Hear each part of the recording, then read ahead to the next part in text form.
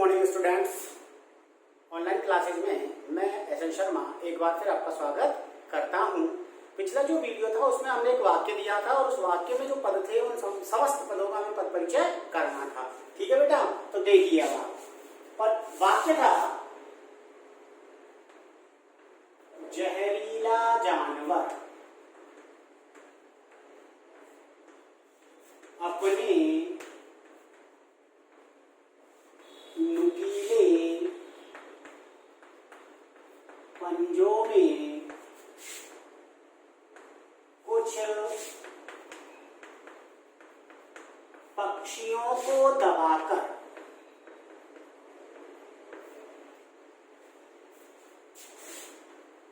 तेज दौड़ते हुए घने जंगल में भाग गया। यही वाक्य था। और इस वाक्य में जो पद थे, जहरीला जानवर अपने नुकीले पंजों कुछ पक्षियों दबाकर तेज दौड़ते हुए घने जंगल भाग गया, इन सब का हमें पद परिचय करना है। ठीक है, तो सबसे पहला है पद आपका जहरीला। ठीक है बेटा, तो जहरीला पद का पद परिचय पहला पद है, इसलिए मैंने पूरा लिखा है। मैं थोड़ा शॉर्ट लिखूंगा नेक्स्ट उसमें। ठीक है बेटा, तो जहरीला पद का पद परिचय जब आप करोगे तो सबसे पहला जो काम है वो हमें क्या करनी है, पहचान करनी है कि हमारे जो पद होते हैं वो कितने प्रकार के, 5। संज्ञा, सर्वनाम, विशेषण, क्रिया और अव्यय। ठीक है, हालांकि पद तो 2 ही प्रकार के होते हैं, विकारी और अविकारी, लेकिन हमें क्या करना है, पद परिचय करना है। तो वाक्य में प्रयुक्त होने वाला जो पद होता है वो मुख्य रूप से कितने प्रकार का होता है बेटा, 5 प्रकार का होता है। ठीक है, संज्ञा, सर्वनाम, विशेषण, क्रिया और अव्यय। तो सबसे पहले आपको यहाँ ये जो जहरीला पद है इसकी पहचान करनी है कि ये क्या है।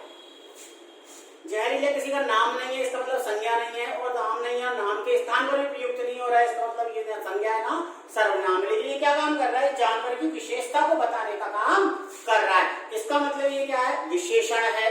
अब जब ये विशेषण है तो आपको जो पद परिचय देना है वो विशेषण से संबंधित देना है। और जब आप विशेषण से संबंधित पद परिचय देते हो तो कितने बिंदुओं की जानकारी देनी पड़ती है, 5 बिंदुओं की हमें यहाँ जानकारी देनी होती है। तो सबसे पहले विशेषण के प्रकार, फिर लिंग, वचन, उसके बाद आप देते हो विशेष, और लास्ट में हम बताते हैं अवस्था। तो सर्वप्रथम हम देखेंगे यहाँ जहरीला का प्रकार, अर्थात विशेषण जो है वो मुख्य रूप से 4 प्रकार के होते हैं, 2 और माने। तो सबसे पहले अपन देखेंगे जहरीला क्या है, ये जानवर की किसको बता रहा है, गुण को बता रहा है। इस कारण से अपन यहाँ पे क्या लिख देंगे बेटा, गुण वाचक विशेषण। गुणवाचक विशेषण, लिंग और वचन किसके अकॉर्डिंग चलेगा, विशेषण का लिंग और वचन हमेशा विशेष्य के अकॉर्डिंग हम देखते हैं। तो विशेष्य कौन है, जानवर। जानवर पुल्लिंग है तो जहरीला भी क्या हो जाएगा आपका, पुल्लिंग। जानवर एक वचन है तो जहरीला भी आपका क्या हो जाएगा बेटा, एक वचन। अब आती है आपका विशेष और अवस्था। ठीक है, तो पहले चाहे अवस्था लिख दो, विशेष लिख दो, कोई प्रभाव पड़ने वाला नहीं है। वाक्य में हम क्या देखेंगे, तुलना देखेंगे। अवस्था के लिए वाक्य में किसी भी प्रकार की कोई तुलना नहीं है, इसलिए यहाँ अपन जो अवस्था लिखेंगे वो लिखेंगे बेटा मूलावस्था। और विशेष क्या है, जानवर, तो अपन यहाँ लिख देंगे जानवर विशेष। ये आपका बेटा जहरीला पद का पद परिचय हुआ। नेक्स्ट अगला जो पद परिचय है वो है आपका जानवर का। तो अपन वही जानवर पद का पद परिचय, मैं बेटा शॉर्ट लिख रहा हूँ थोड़ा सा, है ना, कॉपी के अंदर आपको शॉर्ट नहीं करना है, मैं कर रहा हूँ खाली क्योंकि मैं आपको सब बता रहा हूँ। तो मैं 5 मिनट, सबसे पहले जानवर। अब जानवर क्या है, नाम है, अर्थात जिसके 4 पैर होते हैं उसको अपन जानवर के नाम से पुकारते हैं। अब ये नाम है तो संज्ञा है, तो अपन संज्ञा से संबंधित पद परिचय करेंगे। और संज्ञा से संबंधित जब हम परिचय करते हैं तो कितने बिंदुओं की जानकारी देते हैं बेटा, वही 5 बिंदु। सबसे पहले प्रकार, लिंग, वचन, कारक और क्रिया के साथ पद का संबंध। तो सबसे पहले प्रकार, तो जानवर जो है वो कौन सी संज्ञा है बेटा, जातिवाचक संज्ञा।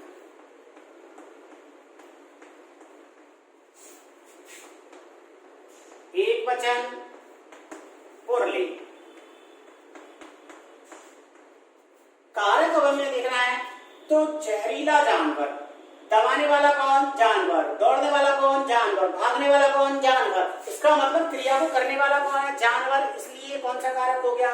कर्ता कारक। और कर्ता कारक के बाद आपको क्या बताना है? क्रिया के साथ पद का संबंध। तो क्रिया देखो, अब वाक्य में आप देखोगे तो आपको कितनी क्रियाएं मिल रही है? एक दबाकर क्रिया है, एक दौड़ते हुए क्रिया और भाग गया क्रिया। तीनों ही क्रियाओं का कर्ता कौन है बेटा? वो जानवर। तो आप क्या लिख सकते हो यहाँ पे? दबाकर कोमा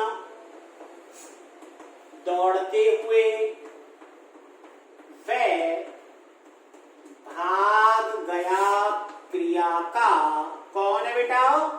कर्ता। तो ये अपन क्या करेंगे? यहां लिख लेंगे। तो दबाकर दौड़ते हुए व भाग गया क्रिया का कर्ता है कौन? जानवर। क्लियर? नेक्स्ट अगला जो पद है वो है आपका अपने। अब अपने क्या है? नाम नहीं है, किसी का नाम के स्थान पर प्रयुक्त होने वाला शब्द है।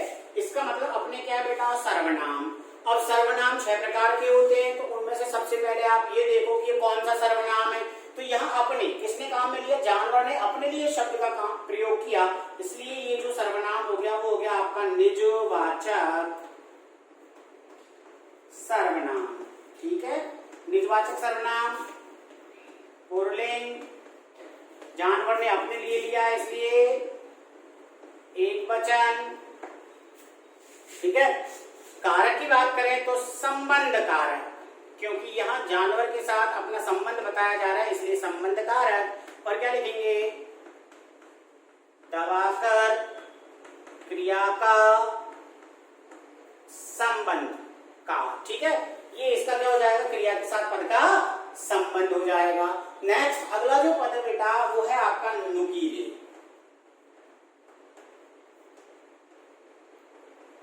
नुकीले पद का पद परिचय करना है। तो नुकीले क्या है? विशेषण है, क्योंकि पंजों की क्या बताया? विशेषता बता रहा है, इसलिए विशेषण के प्रकार में सबसे पहले लिखेंगे अपन गुणवाचक विशेषण।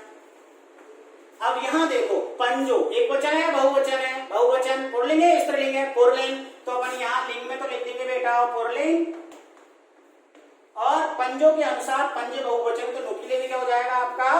बहुवचन। इसके बाद अब आपको बतानी अवस्था। तो वाक्य में किसी भी प्रकार की कोई तुलना तो है ही नहीं, इसलिए यहां जो अवस्था रहेगी वो अवस्था रहेगी आपकी मूलावस्था और पंजो विशेष, क्योंकि विशेषता किसकी बता रहा है? पंजों की, इसलिए यहां पर पंजो क्या हो जाएगा बेटा? विशेष। क्लियर? ठीक है, अगला जो पद है वो है आपका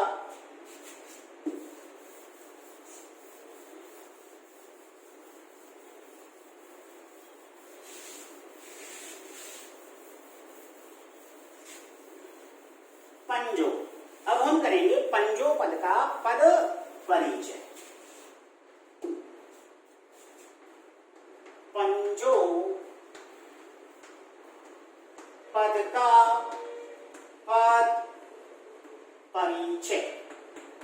तो सबसे पहले पंजों के बारे में पता करना क्या है? नाम है, 5 उंगलियों का जो समूह होता है इसको अपन पंजे के नाम से पुकारते हैं, इसलिए कौन सी संज्ञा हो गई बेटा?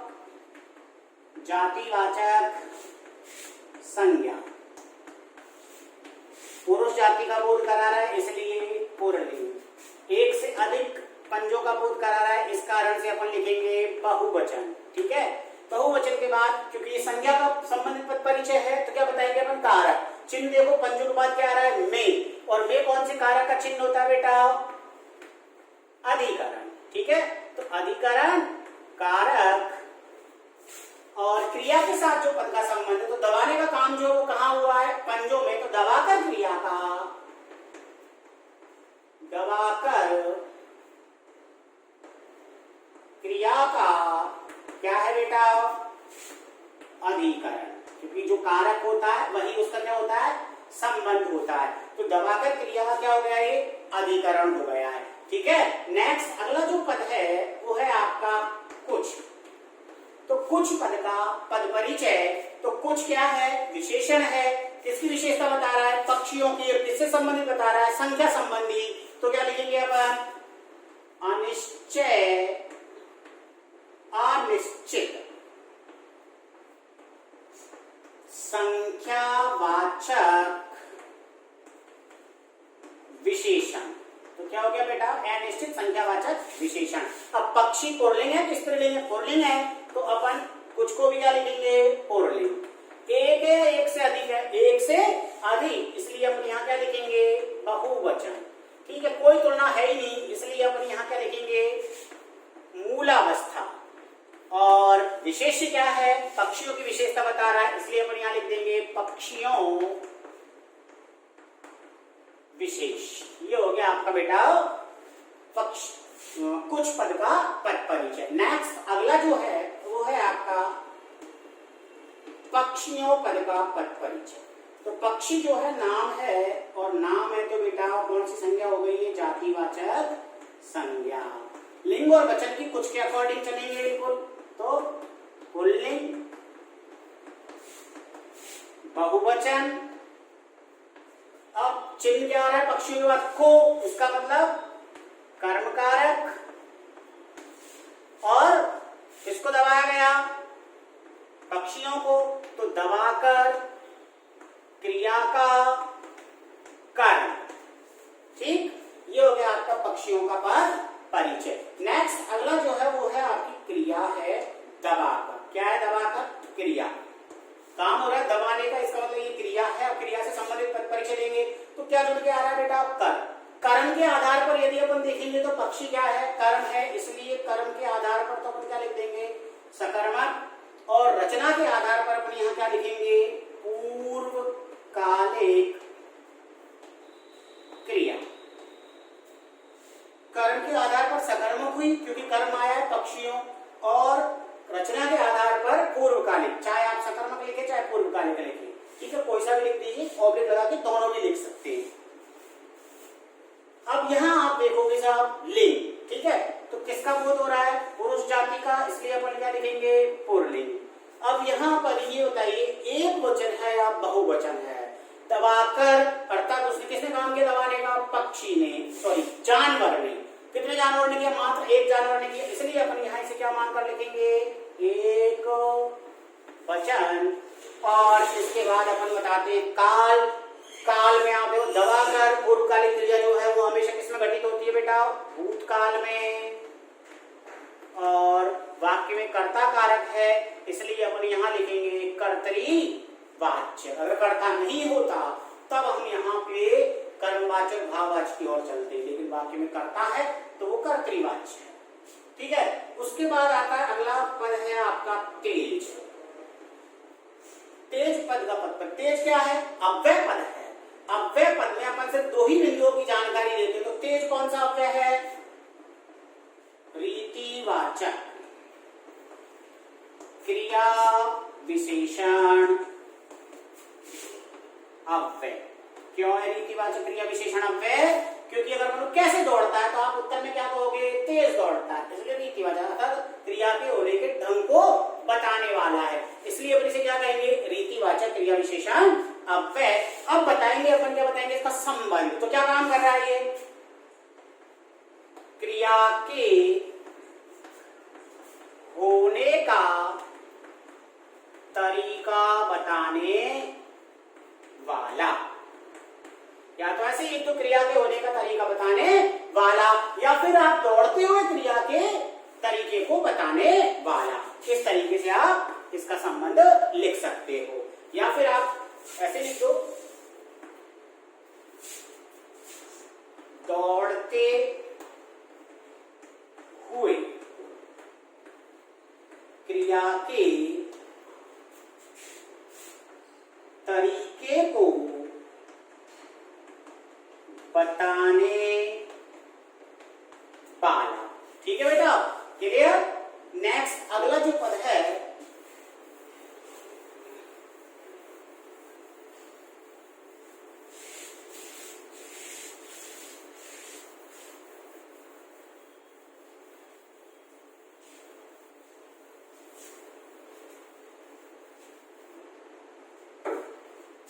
दौड़ते हुए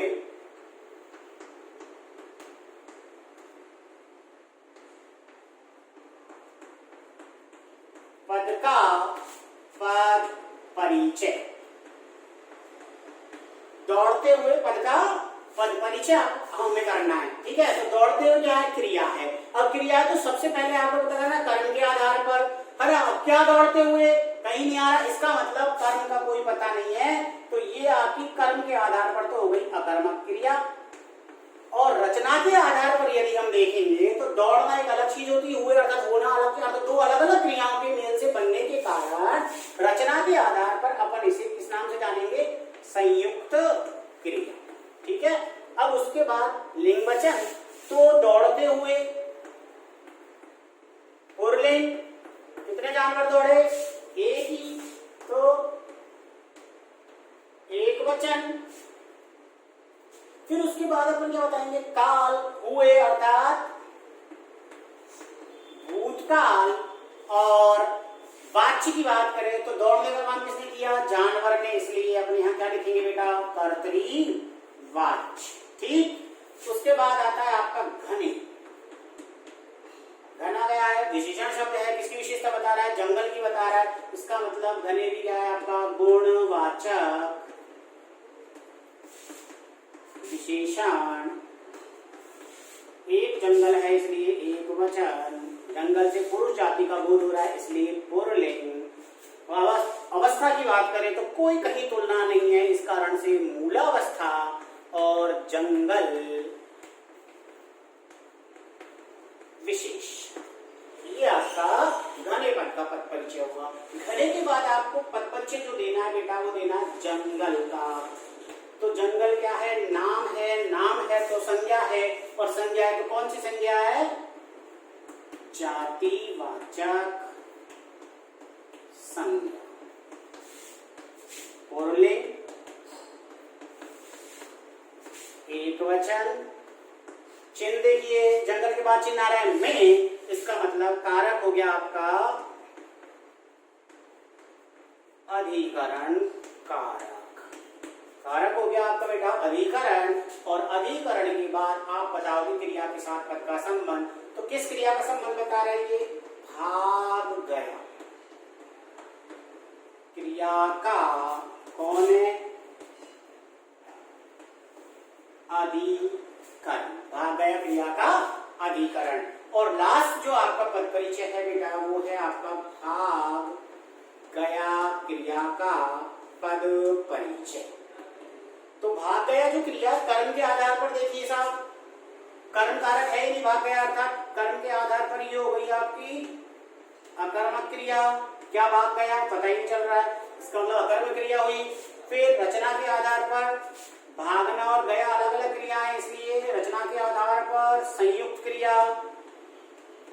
ठीक, लिंग वचन की बात करें तो भाग गया कौन, जानवर, इसका मतलब पुल्लिंग,